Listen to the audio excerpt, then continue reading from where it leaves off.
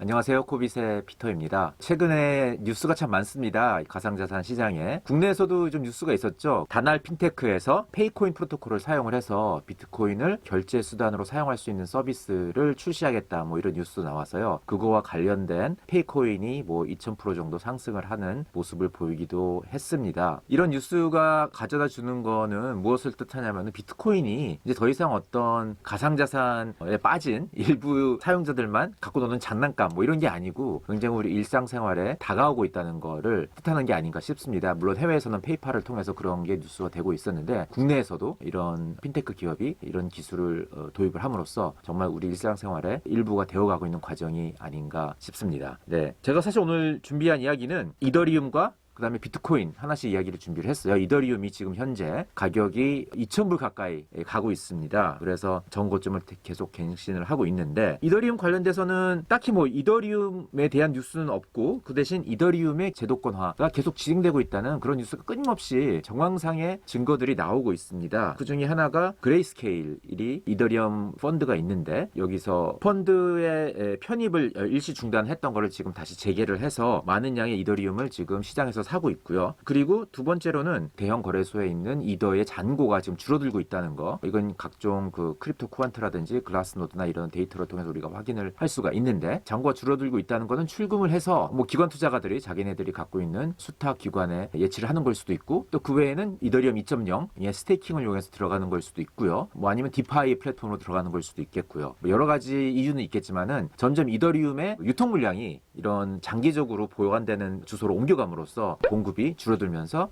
가격 상승 효과를 가져오고 있는 것이 아닌가 이런 생각이 듭니다. 그리고 마지막으로 말씀드릴 수 있는 거는 디파이에 관련된 그 관심도가 이것도 아까 말씀드린 것처럼 이쪽 가상자산에 빠진 코인러들만 갖고 노는 장난감이 아니라 대중화가 되고 있는 느낌이 들고 있어요. 저희가 사실 최근에 그 디파이 관련된 정부 기관에서 나온 리포트를 가지고 영상도 찍었는데 조금 있으면 제가 영상으로 올라갈 것으로 예상이 됩니다만 그런 움직임도 있었고 그뿐만 아니라 디파이 관련된 코인을 투자를 할 수 있는 그런 제도권 펀드들이 나오고 있습니다. 일단 그레이스케일 자체도 지금 다양한 자산에 투자할 수 있는 펀드를 지금 발표를 하고 있는데 뭐 폴카닷이나 모네로나 심지어는 이런 것까지도 파일링을 한 상태고요. 최근에 발표된 거는 뭐 유니스왑이라든지 영파이낸스라든지 저희가 최근 상장한 자산이긴 한데 이런 거에 투자할 수 있는 펀드를 만들겠다고 파일링을 했습니다. 물론 파일링을 했다고 해서 그게 전부 다 런칭으로 이어지는 건 아니지만은 이제 미리 준비를 해두는 거죠. 이런 거를 봤을 때 이제 그레이스케일조차도 제도권에서 이런 관심이 있기 때문에 이걸 준비하는 과정으로서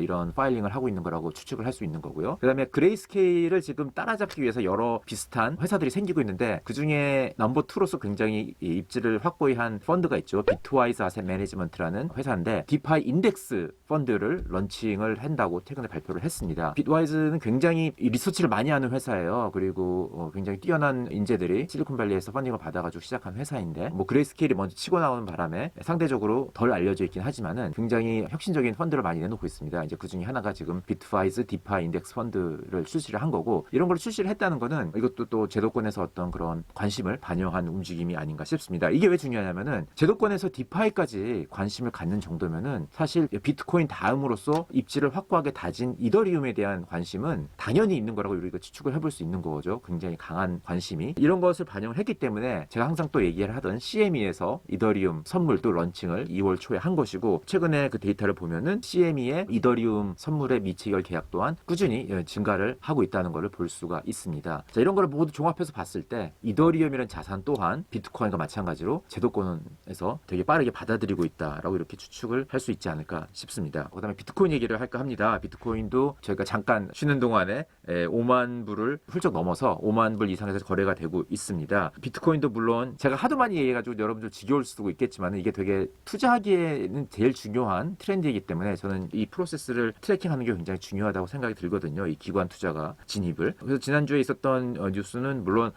테슬라의 뉴스가 크게 많은 지면을 장식을 했지만은 BNI 멜론이 또 이 가상자산을 서포트하겠다는 지원을 하겠다는 뉴스가 굉장히 중요하다고 저는 개인적으로 생각을 합니다. 이 BNI 멜론이라는 회사는 제가 뭐 지난 영상에서 잠깐 언급하고 넘어가긴 했는데 보니까 다른 유튜브 영상이 별로 안 다루고 있어서 제가 한마디 해야 될 것 같아요. 왜냐면 잘 알려지지 않아서 아마 안 다루고 계시는 것 같은데 금융업계 특히 자산운용업계에 계신 분들은 이 이름을 안 들어본 분들은 없을 거예요. 왜냐면은 수탁 업무에 있어서 전 세계 1위거든요. 수탁하고 있는 자산만 40조 달러입니다. 엄청난 양의 자산을 수탁을 하고 있는 거죠. 이 기관 투자가들의 특징은 뭐냐면은 제가 여러 번 얘기를 했지만은 자산을 직접 보관할 수가 없어요. 어디 그런 신뢰되는 수탁 전문기관에 맡겨야 하는데 그러한 서비스를 제공해주는 회사가 여러 군데 있는 건데 그런 회사들 중에서 1위인 거죠. BNI 멜론이 전 세계에서 1위입니다. 40조 달러라는 자산을 수탁을 하고 있고 이 회사는 1784년에 창립됐어요.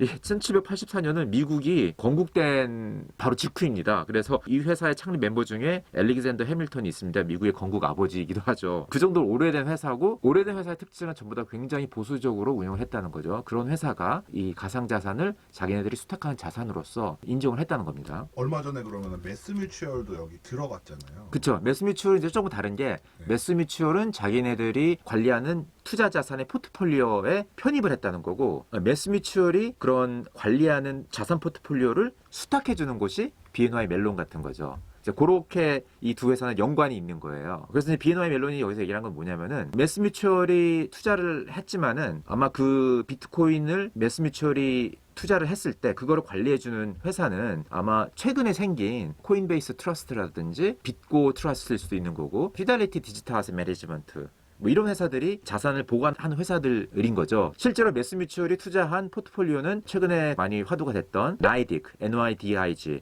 이 회사가 수탁을 하는 걸로 알려진 걸로 제가 알고 있습니다. 근데 이런 회사들은 오래된 회사는 아니죠. 비트코인이 부각이 되니까 최근에 생긴 회사들인데 옛날부터 기존 금융권에서 오랫동안 200년 넘게 300년 가까이 수탁 업무를 해왔던 BNI 멜론이 여기에 뛰어든 거죠. 가상자산 수탁을 하겠다고. 그렇게 이제 이 문맥상 보시면 될 것 같습니다. 그래서 이렇게 이거 뜻은 뭐냐면은 기존의 그 제도권의 자산운용사들은 사실 NYDIG라든지 이런 회사 좀 찝찝하다고 생각할 거예요. 물론 잘 하고 있겠지만은 그렇게 오랫동안 역사가 있는 회사가 아니기 때문에 굉장히 진취적인 마인드가 있지 않으면 조금 불안감을 느끼면서 할 수 없으니까 진입장벽이 그래도 좀 느끼는 거예요. 이 부분에 있어서 NYDIG라는 회사가 오래된 회사가 아니기 때문에. 그렇지만 BNI 멜론이 수탁 업무를 제공해 주겠다고 하면은 진입장벽이 훨씬 낮아지는 거죠. 왜냐면 여기 진짜 믿을 수 있는 회사라고 이 제도권 자산운용사들은 생각하기 때문에 이제 그런 의미가 있는 겁니다. 그래서 이 뉴스가 하나 있고요. 그 다음에 또 하나는 마이크로 스트래테지의 CB 발행 뉴스가 있었죠. 그러니까 이게 지금 지난번에 작년에도 발행을 했는데 전환사채를 또 추가로 발행을 한다고 발표를 했습니다.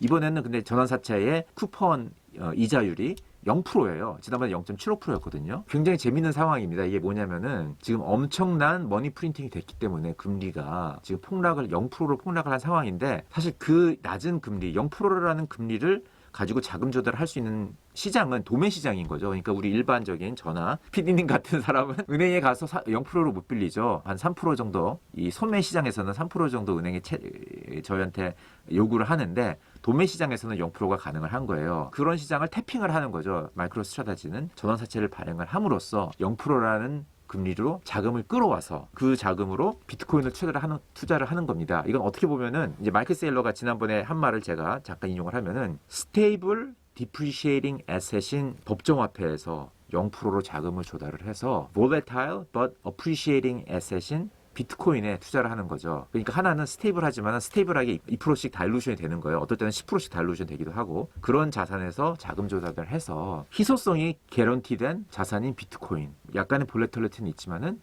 거기에 투자를 한다는 겁니다. 그거를 지금 지난번에 전환사채를 통해서 했고 두 번째로 또 하는 거예요. 이거는 완전히 그 법정화폐가 점점 가치를 잃는 자산이라는 거를 적극적으로 활용한 그런 어떤 재정 운용 정책인 거고 이러한 걸 가능한 이유가 제도권에서 비트코인 상승에 대한 어떤 익스포저를 원하는데 그러한 방법이 제한되어 있기 때문에 이런 CB를 발행을 한다고 했을 때 엄청나게 수요가 있어서 몰리게 되는 거죠. 그리고 또 이거는 뭘 뜻하냐면은 채권을 발행한다는 거는 채권 투자만 할 수 있는 그런 펀드들이 있어요. 근데 사실 이 풀이 굉장히 더 큽니다. 주식이라는 자산군의 시가총액은 90 트릴리언 정도 $90 트릴리언 정도로 예상이 되는데 채권이라는 자산군의 시가총액은 그거의 한 2배 내지 3배 정도 큽니다. 훨씬 큰 시장인 거예요. 이 훨씬 큰 시장에 있는 투자자들을 비트코인의 업사이드에 대한 베네핏을 주기 위한 파이낸셜 인스트루먼트가 전환사채인 거고 그거를 통해서 채권 투자자들 비트코인 투자자로 끌어들이는 그런 효과가 있는 거거든요. 이제 그런 역할을 마이크로스트라테지의 전환사채 발행으로 가져오고 있는 거죠. 이런 뉴스들이 있습니다. 그리고 마지막으로 제가 볼레틸리티에 대한 얘기를 좀 하고 싶어요.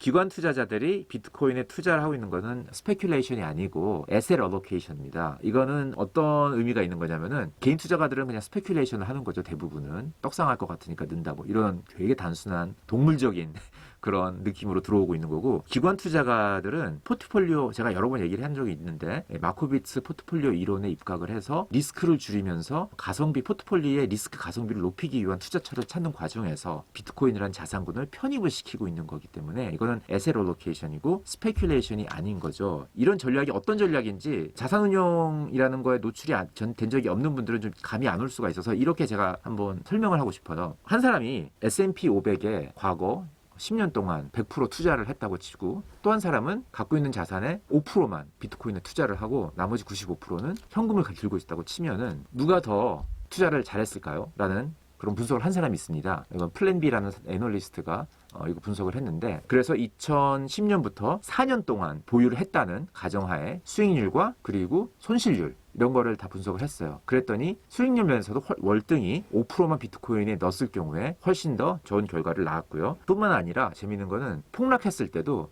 훨씬 더 폭락폭이 비트코인에 5%를 넣었을 경우가 훨씬 적었습니다. 그러니까 이건 뭘 뜻하냐면은 변동성이 비트코인에 투자를 하지 말아야 될 이유가 되지 않는다는 거죠. 만약에 변동성이 무서우면은 내가 운용하고 있는 자산에 극히 일부만 넣어도 주식에 전부 투자했을 때 경우에 비해서 훨씬 더 좋은 결과를 가져다 줄 수 있다는 거. 그거는 수익률 면에서나 리스크 면에서나 왜 그게 가능하냐면은 비트코인이라는 자산은 리스크 가성비가 굉장히 좋은 자산이기 때문에 라는 겁니다. 이거에 대해서는 제가 이제 이미지를 올릴 거예요. 그렇기 때문에 변동성에 대해서 좀 다른 시각으로 여러분 한번 바라보시고 접근을 하셨으면 합니다. 사람들이 사실은 이 가격이 너무 높으니까 계속 이제 피터 따라 샀어야 되는데 라고 생각하면서도 못 들어가는데 네. 이게 무한 반복인가요? 네, 그쵸. 무한 반복인 것 같아요. 그렇게 생각하시는 분은 이 사고 관점을, 고정관념을 어떻게 바꾸는 행동을 하지 않는 이상 무한 반복이 될 수밖에 없고 그런 기존에 갖고 있는 고정관념을 조금이라도 깨트리기 위해서 제가 그거에 도움이 되는 정보를 이런 유튜브를 통해서 제공을 해드리고 있는 거고 그래서 제가 어떤 단기적인 가격 예측이나 이런 거보다는 이거를 이해하는 데 도움이 되는 내용을 자꾸 담으려고 하는 노력이 여러분이 틀에 박힌 생각을 조금이나마 좀 바꿀 수 있도록 도움이 되기 위해서 유튜브 영상을 만들고 있는 것입니다. 네, 오늘은 여기까지입니다. 바이바이.